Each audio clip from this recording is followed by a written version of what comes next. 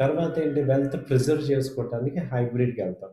So, 55 years నుంచి ఉన్న వాళ్ళేంటంటే 65 వరకు హైబ్రిడ్ ఫండ్స్‌లో పెట్టుకోవాలి. అంటే అటు కొంత అమౌంట్ స్టాక్ మార్కెట్‌లో, కొంత అమౌంట్ బాండ్స్‌లో గవర్నమెంట్ బ్యాంక్స్ కానీ, అలాగే సెక్యూరిటీస్‌లో గాని పెట్టుకుంటే మీకు వెల్త్ అనేది కొంత ప్రిజర్వ్ అవుతది. కొంత గ్రో అవుతది. అబోవ్ 65 వాళ్ళందరూ కూడా ఈ కంప్లీట్‌గా 100% డెట్ ఫండ్స్‌లోకి ఇన్వెస్ట్ చేసుకుంటే వెల్త్ ప్రిజర్వ్ అవుతదనమాట.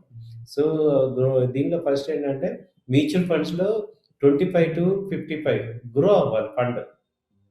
మనకి వెల్త్ క్రియేట్ అవ్వాలి కాబట్టి ఈక్విటీ మార్కెట్ ఈక్విటీస్‌లో పెట్టుకోవాలి.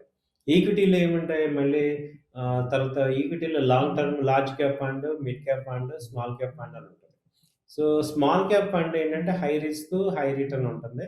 ప్రెజెంట్ బాగా తగ్గాయి స్మాల్ క్యాప్ ఫండ్స్ మార్కెట్‌లో బాగా ఫాల్ అయినాయి కాబట్టి కొంత అమౌంట్ స్మాల్ క్యాప్‌లో పెట్టుకుంటే ఒక 5 ఏళ్లకి మంచి రిటర్న్స్ ఛాన్స్ ఉంది.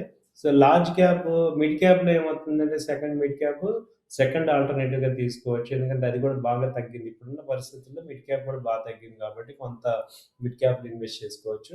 లార్జ్ క్యాప్ అయితే పెరిగింది. సో, లార్జ్ క్యాప్ బాగా పెరిగి మార్కెట్ ఇప్పుడు నిలబెట్టేది లార్జ్ క్యాప్ ఫండ్స్ కాబట్టి బ్లూ చిప్ కంపెనీస్ అంటాం. వీటిల్లో తగ్గించి కొంచెం ఇన్వెస్ట్ చేసుకోండి. సపోజ్ నా దగ్గర ఒక 5,000 ఉన్నాయనుకోండి. స్మాల్ క్యాప్ ఒక 2,000, మిడ్ క్యాప్ ఒక 2,000, లార్జ్ క్యాప్ ఒక 1,000 అలా స్ప్లిట్ చేసుకొని పెట్టుకోవాలి. సో, ఇలా చేసుకోవటం అట్‌లీస్ట్ కొంతన్నా మనం మ్యూచువల్ ఫండ్స్‌లో ఇన్వెస్ట్ చేయలేకపోతే, ఇప్పటికి కూడా మనం ఇన్వెస్ట్ చేయలేకపోతే మనం చాలా బ్యాక్వర్డ్‌లో ఉన్నట్టే.